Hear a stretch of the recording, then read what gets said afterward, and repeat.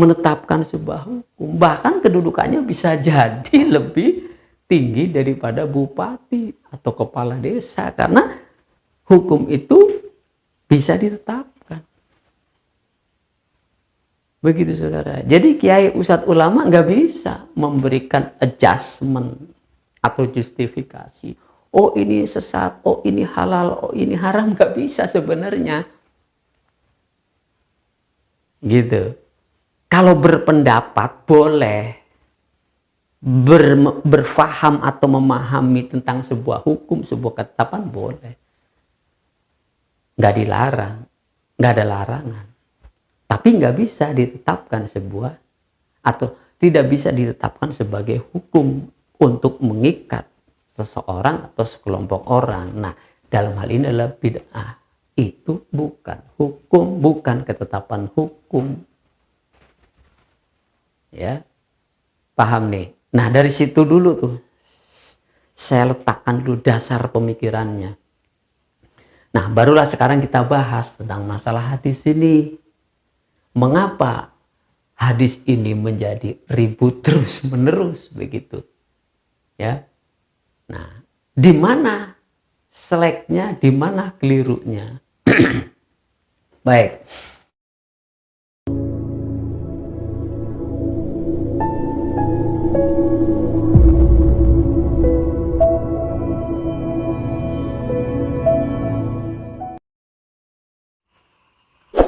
A'udzubillahi minasyaitonirrajim. Bismillahirrahmanirrahim. Assalamualaikum warahmatullahi wabarakatuh. Alhamdulillah, alhamdulillahi wa syukurillah, wa la ilaha illallah wallahu akbar. Asyhadu an la ilaha illallah wahdahu la syarikalah, wa asyhadu anna Muhammadan abduhu wa rasuluh, amma ba'du.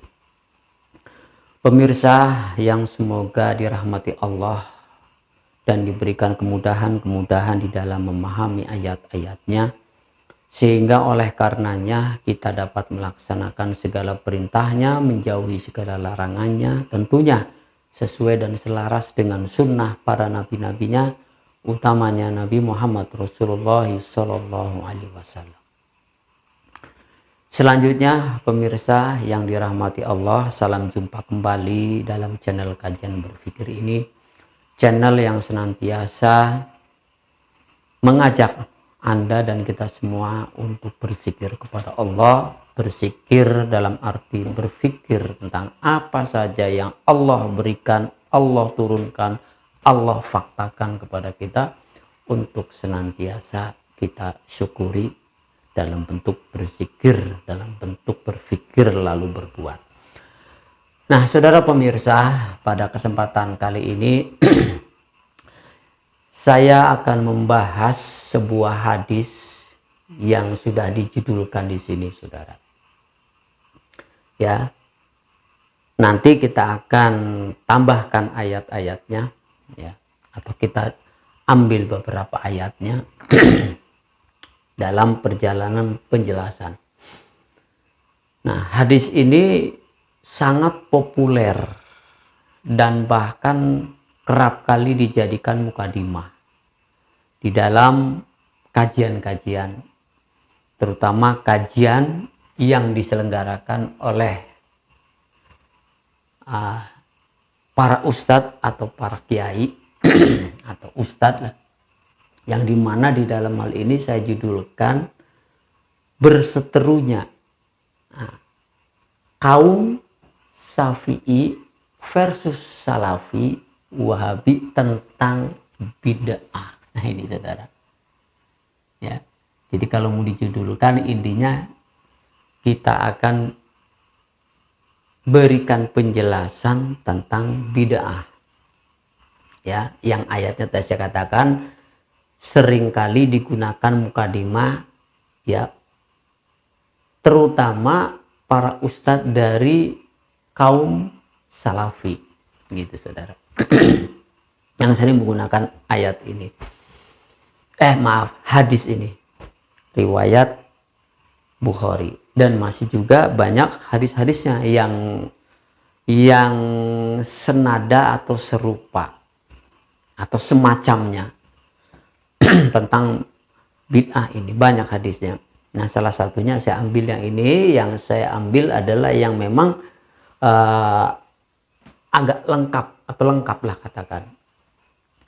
Baik, tentunya untuk membahas tentang bid'ah yang berkait dengan hadis ini, ya, coba saksikan dulu cuplikan video yang sudah saya buat untuk memfaktakan kenapa saya katakan ada perseteruan, ya, antara Syafi'i dan Salafi. Tentu kaumnya, ya. Baik, silahkan saksikan dulu. Imam Syafi'i berkata, al-bid'atu bid'atani. Bid'ah itu ada dua. Mahmudatun, bid'ah terpuji, wa mazmumatun, bid'ah tercela. Fama wafaqas sunnata, kalau perbuatan itu tidak pernah dikerjakan Rasul tapi masih sesuai dengan hadis sunnah, masih dinaungi oleh hadis, fahuwa mahmud, maka perbuatan itu disebut bid'ah mahmudah, bid'ah terpuji, bid'ah hasanah. Dalam Islam nggak ada bid'ah hasanah. Nama orang ada hasanah. Ibu hasanah. Kalau bid'ah nggak ada yang hasanah.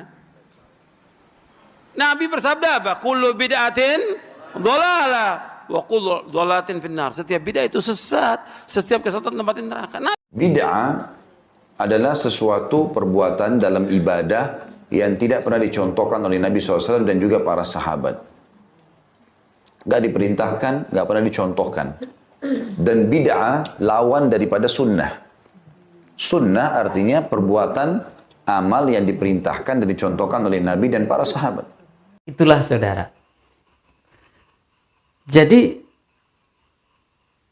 perselisihan, perbedaan pemahaman, ya, sampai kepada keyakinan masalahnya. Jadi beda pemahaman antara kelompok yang satu dengan kelompok yang lain, dalam hal ini secara garis besarnya adalah kaum Syafi'i dan kaum Salafi Wahabi, itu sudah menjadi akidah, gitu saudara. Artinya nggak mungkin bisa didamaikan. Kenapa saya katakan demikian? Karena sudah menjadi akidah masing-masing. Dan ini akan terus berlangsung generasi demi generasi. Nah itu. Nah, pertanyaan besarnya, pertanyaan seriusnya, bisakah sesuatu yang diperselisihkan itu, bisakah sesuatu yang berbeda itu menjadi sebuah hukum? Ya, menjadi sebuah hukum. Tentu jawabannya pasti nggak bisa. Karena menurut Ibnu Abbas radhiyallahu anhu, bahwa hukum itu atau syarat menjadi hukum itu manakala sudah satu tafsir, sudah satu takwil, sudah satu makna. Dan memang begitu saudara. Kalau masih multi tafsir, multi makna, multi faham, itu nggak bisa dijadikan hukum. Ya, saya landasi dulu saudara cara berpikirnya.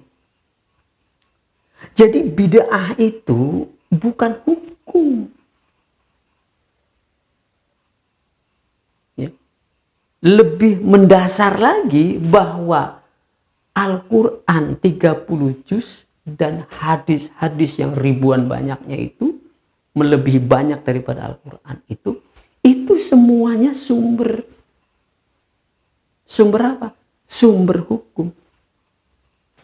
Dia belum menjadi hukum. Dan gak bisa menjadi hukum karena masih multi tafsir. Begitu pula hadis ini. Multi tafsir. Paling tidak tafsirnya ganda, pemahamannya ganda. Itu buktinya kan tadi. Para kiai, para ustadznya berselisih. Maka perselisihan itu bukan antar kiai dan ulama saja, ya sampai ke bawahnya, sampai umatnya ya ikut berselisih. Ya, ada yang di blok Salafi, Wahabi, ada yang di blok Syafi'i, yang mayoritas ada di NU, begitu katakanlah. Nah, jadi nggak bisa. Jadi saya landasi dulu nih cara berpikirnya dalam menetapkan sebuah hukum. Ya, itu nggak bisa, karena bukan kewenangannya. Kiai, ustadz, ulama, bahkan guru besar sekalipun, profesor sekalipun, nggak bisa menetapkan sebuah hukum. Ya, mohon maaf. Ya, bisa jadi sekalipun dia guru besar, profesor tentang hukum, tapi dia nggak bisa menentukan sebuah hukum, menetapkan sebuah hukum. Bahkan kedudukannya bisa jadi lebih tinggi daripada bupati atau kepala desa, karena hukum itu bisa ditetapkan. Begitu saudara. Jadi kiai, ustadz, ulama nggak bisa memberikan adjustment atau justifikasi. Oh ini sesat, oh ini halal, oh ini haram, nggak bisa sebenarnya. Gitu. Kalau berpendapat boleh, berfaham atau memahami tentang sebuah hukum, sebuah ketetapan boleh. Nggak dilarang, nggak ada larangan. Tapi nggak bisa ditetapkan sebuah, atau tidak bisa ditetapkan sebagai hukum untuk mengikat seseorang atau sekelompok orang. Nah, dalam hal ini adalah bid'ah. Itu bukan hukum, bukan ketetapan hukum. Ya, paham nih? Nah, dari situ dulu tuh, saya letakkan dulu dasar pemikirannya. Nah, barulah sekarang kita bahas tentang masalah hadis ini. Mengapa hadis ini menjadi ribut terus menerus begitu? Ya. Nah, di mana seleknya, di mana kelirunya? Baik. Ya. Ini hadis. Kalimatnya saya terjemahkan dulu, nanti baru saya terangkan makna dan maksudnya. Inna sodaqol hadis. Sesungguhnya sebenar-benarnya hadis, yaitu kitab Allah.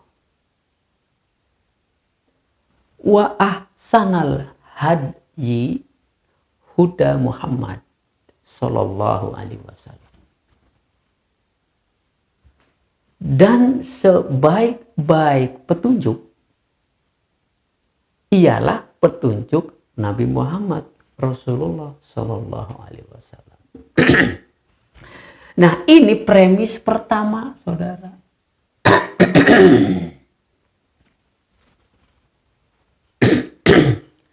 Lalu premis kedua ini yang nggak boleh lepas dengan premis yang pertamanya. Nah, ini kudunya harus paham linguistik, makna bahasa, atau yang disebut dengan ahli bahasa kudu paham. Ya, kalau nggak menguasai, nggak mengerti tentang bahasa, ya nggak bisa mencari yang sehakekatnya. Yang sehakekat-hakekatnya, begitu saudara. Jadi berhubungan. Jadi kan ininya nggak pernah diangkat. Yang diangkat kullu bid'atin. Setiap bid'ah itu dolala. Wa kullu dolalatin finnar. Itu aja tuh yang diangkat. Nggak pernah mengulas ininya. Ya. Jadi ahsan dan asdaqo atau sidik atau ahsan itu adalah khair, hal yang sebaik-baiknya. Ya. Jadi segala urusan yang khair, ya, karena asdaqo dan ahsana itu adalah kebaikan. Sesuatu yang baik gak bisa lepas dari dua hal ini. Kitabullah yaitu Al-Quran, wa ahsanul hadi adalah sunnah. Kan begitu? Nah ini kita sepakat semua. Berarti apa? Segala urusan, segala perbuatan, segala hal, segala-galanya gitu aja. Makanya disebut ini adalah khairul umur. Tuh. Nah baru di premis keduanya ini ada lawannya, ada kebalikannya. Wasyarul umur, segala hal, segala ihwal, segala persoalan, segala problem, segala masalah, ya, yang jelek tuh, yang buruk. Syarul umur itu segala keburukan, kalau ini segala kebaikan. Khairul umur. Dan ini kebalikannya, segala keburukan. Muhdatsatuha. Ya, muhdatsatuha. Yang datang, yang muncul darinya, dari apa? Dari ini. Dari segala keburukan. Jadi harus fokusnya ke sini, saudara. Syarul umur. Jadi muhdatsatuhanya itu objeknya adalah syarul umur. Segala bentuk keburukan. Wa kulla muhdatsatin, ya, dan setiap atau seluruhnya, makanya gunakan jangan bahasanya jangan tiap-tiap atau seluruhnya, gunakan segala, wakula segala. Jadi nanti nggak berselisih. Gunakan kalimat segala hal yang baru itu muhdatsatin bid'atun. Tuh, baru ketemu kata-kata bid'atun adalah bid'ah. Adalah sesuatu yang bid'ah. Bener, bid'ah. Kemana objeknya? Kesini lagi. Syarul umur. Wa kulla bid'atin, dan segala, ya, segala yang bid'ah, ya. Nah, segala yang bid'ahnya mana? Segala yang bid'ahnya ya ini syarul umur itu. Dolalatun, yaitu sesat.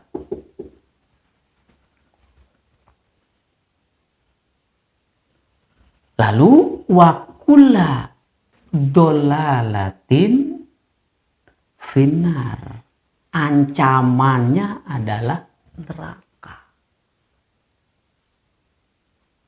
Ya. Jadi yang dolalah itu mana objeknya? Ya kesini lagi, syarul umur.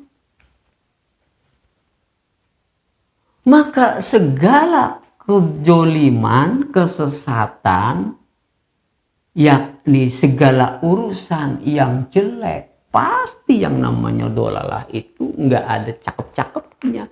Kesesatan itu ya buruk. Maka ancamannya nar. Betul. Nar.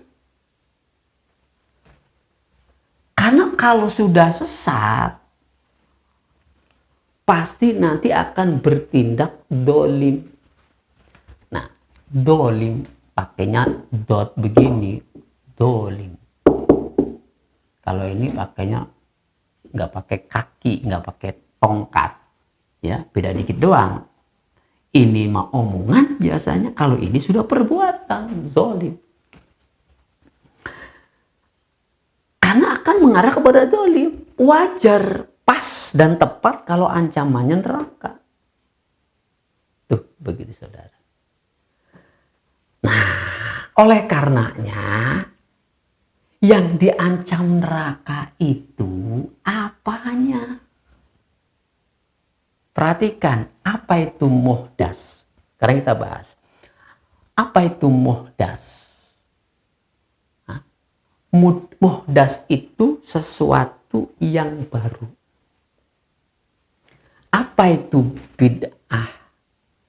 Badi yang baru datang. Bid'ah itu datang. Sesuatu yang datang. Sesuatu yang muncul. Yang tadinya tidak ada, kemudian dia ada. Makanya dalam suatu ayat dikatakan badi ussamawat wal ard. Badi bada'a. Bid'ah. Yang berdatangan.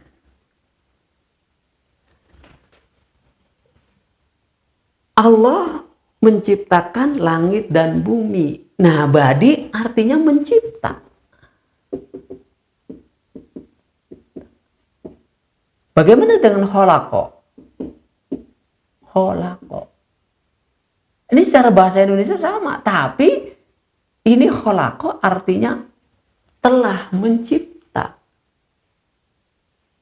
Dan Allah tidak pernah berhenti mencipta. Makanya menggunakan kalimat apa? Badi usama. Allah tidak pernah berhenti untuk menciptakan dan menciptakan terus menerus. Tuh. Kalau kholaqo telah mencipta. Kemudian mencipta lagi. Dan terus menciptakan lagi tanpa henti. La sinatun wala naum, terus menerus. Maka menggunakan kalimatnya al-badi'. Nah, jadi yang tercipta terus menerus, yang hadir terus menerus. Jadi syarul umur itu dihadirkan terus oleh kaum. Yang kaum itu adalah kaum penentang Nabi, penentang kaum muslimin, penentang kaum mukminin. Jadi selalu akan dihadirkan untuk apa? Untuk menyerang, untuk mengcounter hal-hal yang khair. Begitu saudara. Jadi yang dihakimi, yang dihukumi nar itu bukan bid'ahnya. Bid'ah itu bukan perbuatan, tetapi keadaan orang yang bertindak syar untuk mengcounter yang khair. Nah, bentuk perbuatannya itu adalah dolalah. Maka yang dolalah ini merupakan keburukan. Namanya syarul umur. Tetapi kekeliruan dua kelompok besar ini yang dicecar ininya, bid'ahnya. akhirnya mencari, mendefinisikan sendiri tentang bid'ah. Akhirnya terjadilah perselisihan. Padahal objek kajiannya itu adalah syarul umur. Objek kajiannya adalah kesesatan yang dinilai dan berujung nar. Kenapa ancamannya nar? Karena menentang khairul umur nih. Jadi harus ke sini.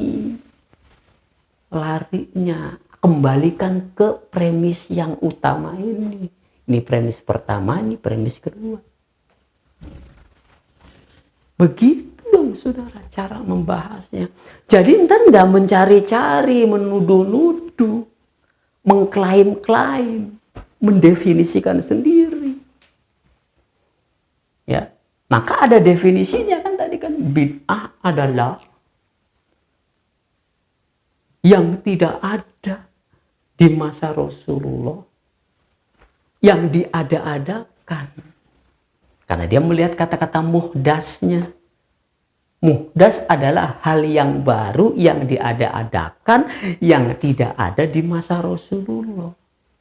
Yuk kita cek. Apakah syarul umur tidak ada di masa Rasulullah? Justru banyak. Nah, syarul umur itu adalah kondisi yang dolim. Itulah namanya bid'ah, dolalah. Jadi bid'ahnya itu artinya kondisi yang didatangkan oleh kaum dolim. Jadi yang dikenakan, dihukumi nar itu adalah dolalahnya, bukan bid'ahnya. Bid'ah itu bukan perbuatan. Bid'ah itu keadaan yang dimunculkan oleh orang-orang zalim, oleh kaum kufar, oleh kaum munafikun. Begitu saudara.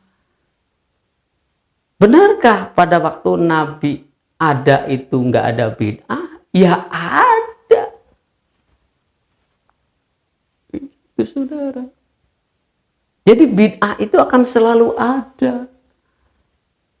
Sebuah kondisi yang syarul umur itu selalu ada. Karena itu tadi akan terus menerus mengiringi hal-hal yang baru. Hal-hal yang baru itu ya selalu mengiringi. Hal-hal yang bermunculan itu selalu mengiringi yang hak. Artinya yang batil selalu mengiringi yang hak. Mengiringi untuk apa? Mengiringi untuk mengcounter gitu. Tinggal ikhtilafil laili wan nahari, bergantian. Ketika yang hak tampil, maka yang batil ini akan mengganggu dengan bermunculnya, dengan munculnya untuk mengganggu yang hak. Nah, tekan set yang haknya karena di atas. Nah, pada masanya juga kembali yang batil itu di atas, yang haknya itu di bawah. Maka hak itu akan muncul ke permukaan, yang haknya akan mengcounter, akan meluruskan, akan memerangi, boleh katakan, yang batil itu. Nah, kan hari ini banyak dijumpai ketika orang yang tampil membawa yang hak, maka yang batil itu akan menghajarnya. Sama seperti dulu, sebenarnya begitu aja lah yang namanya bid'ah itu begitu. Karena kondisi bid'ah itu bermakna secara umum dan luas adalah kondisi. Ya, kondisi kan nggak bisa dikenakan hukum, yang dikenakan hukum adalah perbuatan yang dolik, yang sesat, yang masuk ke dalam kategori syar. Syar kan kejelekan. Mau sedikit, mau banyak. Kalau jelek, ya sesat. Nah, baik begitu saudara cara memahaminya. Hadis itu. Jadi nanti nggak ada kelahi. Ya. Nah, dasar pertama kan tadi saya katakan. Nggak bisa. oh itu bid'ah, oh ini sunnah. Nggak bisa begitu. Siapa Anda? Begitu kan? Ya, masih lebih tinggi kedudukannya bupati yang bisa menetapkan hukum dan dia bisa maksa. Tapi kiai nggak bisa, ulama nggak bisa, ya, nggak bisa maksa menetapkan hukum kepada jamaahnya, nggak bisa. Ya kecuali Pak Kiai yang punya pesantren, dia menetapkan aturan di sana kepada santrinya dan kepada penghuni yang terlibat di sana, baru bisa Pak Kiai menetapkan aturan. Yang melanggar aturan di situ, apalagi aturannya berat, pecah, keluarin, gitu paling hukumannya. Nah kalau kiai ulama yang top sekalipun, ulama umat yang ribuan itu, ya nggak bisa menetapkan kepada jemaahnya, karena nggak punya ikatan apa-apa. Hanya kesepahaman saja, cocok dengan ulama ini, maka dia senang dengan kajiannya. Cocok dengan ulama itu, dia senang dengan kajiannya. Udah sebatas itu doang. Jadi nggak bisa membabi buta menetapkan itu batil, itu hak kepada yang lainnya. Itu kafir, itu munafik, itu musyrik. Nggak bisa juga. Begitu saudara. Mengindikasikan boleh, tapi tidak menunjuk hidung. Baik secara individu maupun kelompok kejamaahan, nggak bisa begitu saudara. Nah karena itu timbul, maka terjadilah ini tadi perseteruan. Paham di sini terutama para kiai ulama itu yang membahas tentang masalah bid'ah. Nah, jadi kalau mau ngebahas hadis itu, nah coba kita lihat nih, ya. Ini Rasulullah bersabda untuk menguatkan, untuk mengkonfirmasikan hadis ini. Man ahdatsa, siapa orang atau barang siapa yang memunculkan, yang menampilkan fi amrina hada, terhadap segala urusan kami ini, ya. Jadi Rasul berkata demikian, Muhammad Rasulullah, ma laisa minhu, yang tidak memiliki dasar dan landasan darinya, fahuwa raddun, tertolak, atau fahuwa akto, boleh, ya, nggak ada nilai, artinya salah, dipersalahkan oleh Rasulullah. Artinya nggak boleh ada orang yang berpendapat, jangankan menyelisihi saudara, menyamai saja pendapat Rasulullah nggak boleh. Adabnya nggak boleh. Abu Bakar, Umar, Utsman, wa Ali, dan di bawahnya lagi, apalagi baik level utama, apalagi level yang di bawahnya lagi, itu nggak punya hak, nggak punya kewenangan, nggak punya bargaining lah istilahnya. Karena Rasul itu ada 3 yang dikeluarkan, yaitu apa? Perintah. Di bawah perintah ada apa? Saran. Di bawah saran adalah larangan. Jadi apa yang dikeluarkan oleh Rasulullah, apa yang dilakukan oleh Rasulullah itu pasti 3 hal. Perintah, saran, dan larangan. Kalau itu perintah,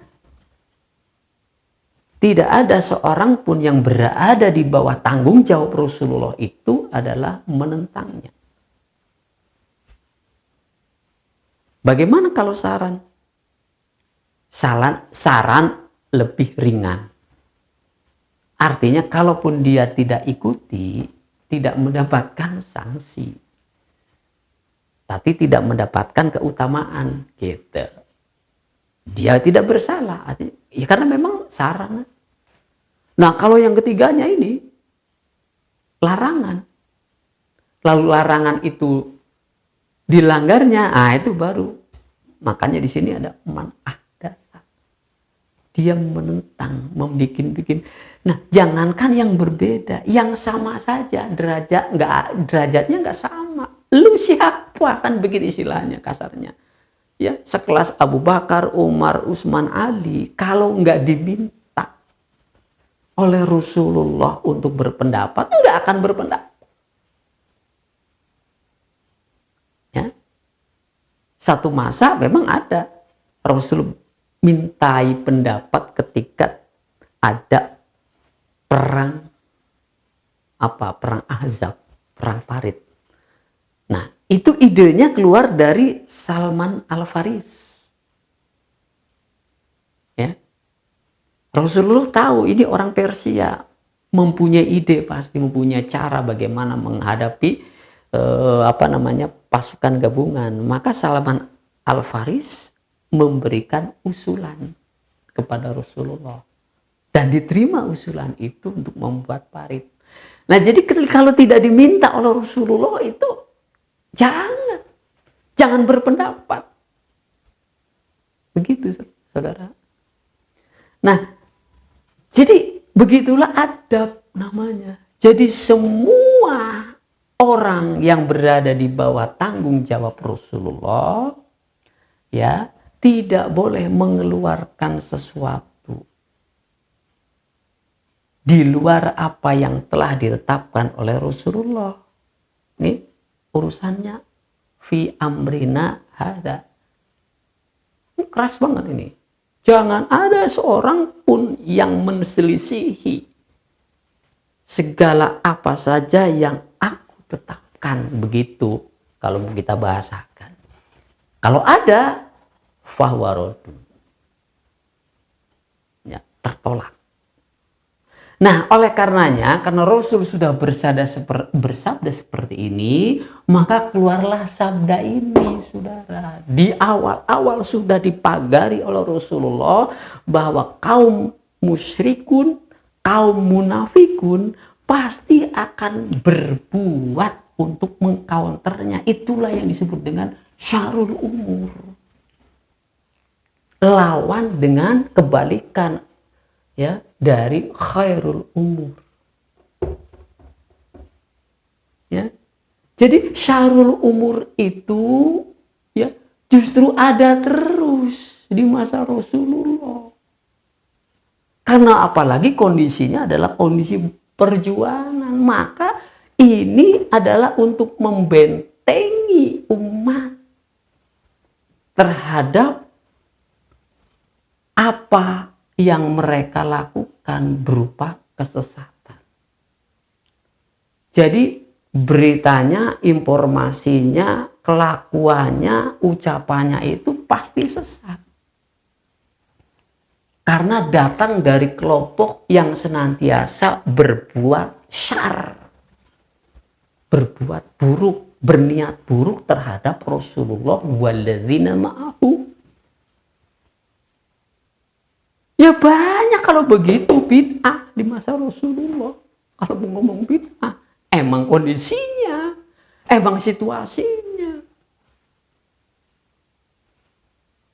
Paham, saudara? Nah, kita ambil sebuah kejadian nih. Ya. Kita lihat perbuatan sesat di masa Rasulullah yang dilakukan oleh siapa? Tentu oleh orang-orang munafik. Ya. Oleh orang-orang munafik dikatakan demikian dalam surat Al-Ahzab itu. Wa idh qala wa idh yaqulul munafiquna walladzina fi qulubihim maradun. Itu pasti. Orang munafik itu adanya di barisan Nabi. Adanya di tengah-tengah kaum mukminin, kaum muslimin. Itu munafik. Jadi nggak nampak memang kaum munafik itu. Karena sama-sama sholat. Barisan sholatnya mungkin sama dengan saudara. mendengarkan petuah-petuah sabda-sabda Nabi, ya sama-sama mendengarkan. Tapi maradun di dalam hatinya itu ada penyakit. Ya. Nah, nanti diperlihatkan oleh Allah penyakit itu dalam suatu kejadian. Nah, apa kejadian pada waktu itu ketika Madinah dikepung oleh pasukan Ahzab gabungan? Yang saya katakan ada paritnya. Nah, ketika dikepung, kan nggak bisa masuk kan ada parit tadi. Nah, disitulah orang-orang munafik mulai mengeluarkan berita-berita yang menyesatkan. Apa katanya? Ya, katanya begini. Ma wa'adana Allah wa Rasul illa ghurura.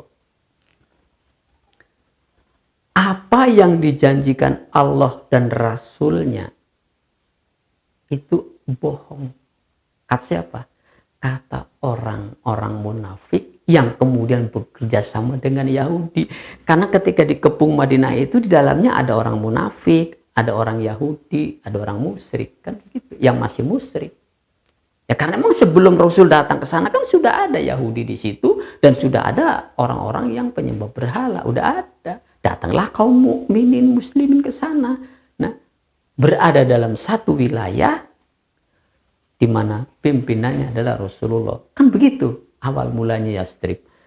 Nah, dibuatlah ketetapan-ketetapan itu di dalam klausul Piagam Madinah. Di antaranya jika Madinah diserang, siapapun yang ada di dalam tanggung jawab Rasulullah itu di Madinah, ya sama-sama kita bela Madinah. Kan begitu. Nah, ternyata ketika Madinah dikepung, maka disitulah ada para pengkhianat dari kaum munafikin yang bekerja sama dengan Yahudi ingin menikam Rasulullah dan para mukminin di dalamnya.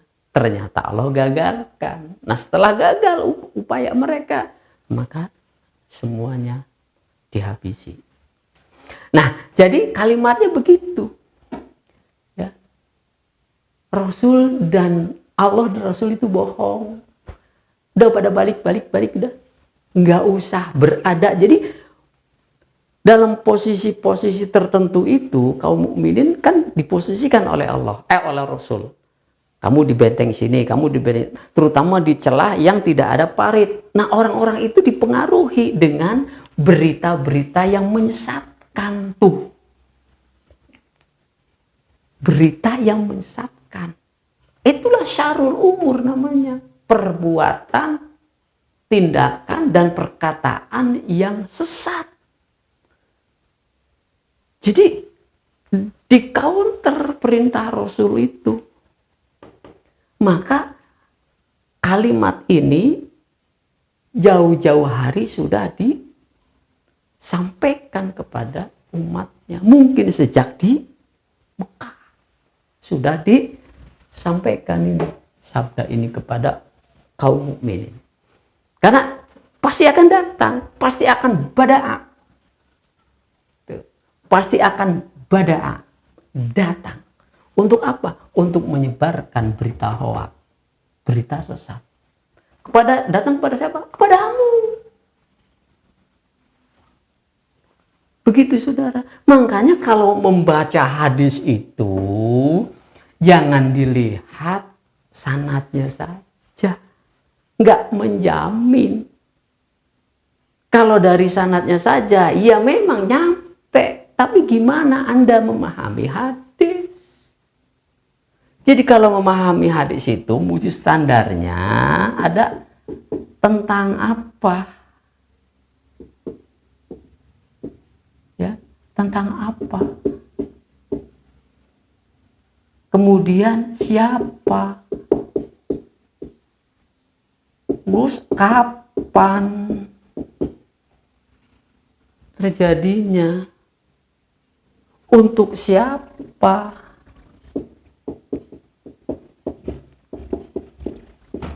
Kan ini. Jadi tentang apa? Oh, ini tentang bid'ah. Ya salah. Dari situ pintu masuknya aja udah salah. Tentang apa? Tentang bid'ah. Ya kan tentang ini syarul umur, yang kontra dengan khairul umur, yang menimbulkan kedoliman, yang berujung kepada neraka, kan begitu. Nah kalau bid'ah itu kan netral istilahnya, bid'ah itu netral artinya keadaan, nggak bisa dihukumi, dan memang bukan hukum bid'ah itu. Gimana sih? Nah baru tentang siapa? Ya tentang Rasulullah. Ya, yang memagari agar waspada seluruh umat yang ada di dalam tanggung jawabnya. Kan begitu. Kapan terjadinya? Kalau dari sekarang ya 1500 tahun yang lalu kejadiannya. Udah berapa lama kesininya? Dan udah berapa pemahaman hadis ini dinukil oleh orang? Oleh perawi. Tuh, nah ternyata kan kelihatan tuh. Kalau diukur dengan standar ini. Untuk siapa? Ya untuk kaum mukminin pada waktu itu.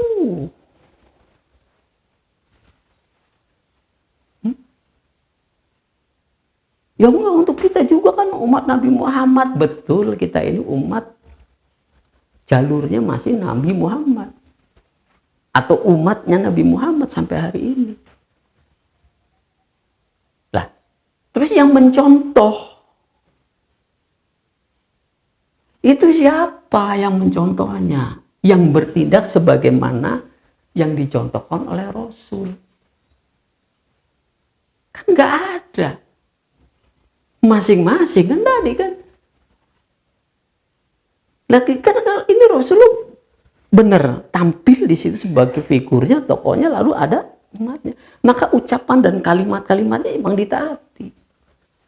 Lah sekarang kan nggak mungkin kalau Ustadz Wahabi itu ditaati oleh Ustadz, oleh jamaah yang ada di Salafi, nggak mungkin. Kan timbul selisih kan. Kan harus begitu memahami. Nah, maka detailnya kayak tadi tuh yang saya jelaskan. Begitulah praktek dari sunnah. Makanya Anda siapa berani menetapkan ini halal, ini haram, istilahnya begitu. Ini bid'ah, ini dolalah, ini hasanah, ini bid'ah hasanah, ini bid'ah dolalah. Itu kan pendapat namanya. Pendapat yang hasanahnya dihajar lagi oleh pendapat yang ulu bid'ah. Semua bid'ah itu adalah neraka. Semua bid'ah itu dolalah. Contohnya umpamanya apa nih? Tahlilan nih bid'ah. Kemudian apa nih? Bid'ah. Tuh, kacau. Makanya ini saja juga kalau mengikuti istilah mereka, bid'ah itu yang tidak dicontohkan, yang tidak ada di masa Rasulullah. Emang agama istilah ini ada di zaman Rasulullah? Enggak ada. Ini kan ada setelah jauh Rasulullah, bahkan setelah Islam sama sekali tidak berkuasa baru muncul istilah agama. Sedangkan mereka mendefinisikan bahwa bid'ah itu adalah urusan agama. Nah kalau bukan urusan agama nggak ada bid'ah, wah ini keliru besar. Justru timbulnya syarul umur itu di ranah yang bukan mereka katakan agama, ranah sosial. Nah ini sini agama yang pernah saya terangkan. Kalau di sini sebenarnya nggak perlu ada perselisihan karena memang searah semua. Nah kalau ini kan berseliweran dua arah, dua beda pendapat. Kalau agama itu keyakinan, udah kan nggak bisa. Makanya kalau udah keyakinan itu buat ngunci di sini ribut. Ya. Yang urusan agama. Kalau yang bukan urusan agama nggak ada bid'ah, kan begitu jadinya. Jadi urusan sosial nggak ada bid'ah. Dia contohkan teknologi itu nggak bid'ah. Lah memang budaya, dalam budaya sosial itu di mana adanya? Kan di dalam ranah sosial. Sini. Nah, agama itu sendiri kapan lahirnya? Nggak ada istilah itu di zaman Nabi. Kalau mau make istilah elu, bahwa bid'ah itu yang tidak ada di masa Rasulullah, nah istilah agama nggak ada di masa Rasulullah. Mate loh kan. Jadi munculnya kapan ini? Ya jauh setelah Nabi wafat, bahkan jauh setelah Islam tidak berkuasa. Lalu muncul tuh yang baru namanya istilah agama, yang memisahkan ini urusan agama, ini urusan dunia. Urusan dunia nggak ada bid'ah, lah keliru besar. Justru syarul umur terbentang luas di masalah sosial. Begitu saudara. Ya, semoga paham. Setelah penjelasan ini, semoga kaum Syafi'i dan Salafi, Wahabi paham maksud daripada bid'ah itu. Dan di muka sudah saya gariskan, maaf, sudah saya standarkan bahwa ayat-ayat Al-Quran dan hadis-hadis Nabi itu sumber hukum, bukan hukum. Jadi nggak bisa sembarang orang menetapkan sesuatu sebagai hukum yang menghukumi pihak lain, individu lain, atau kelompok lain. Demikian, itu saja yang dapat saya fahamkan kepada Anda. Kiranya kembali saudara renungi. Setiap kajian yang saya berikan, silahkan renungi. Tidak sefaham, tidak sejalan, itu wajar.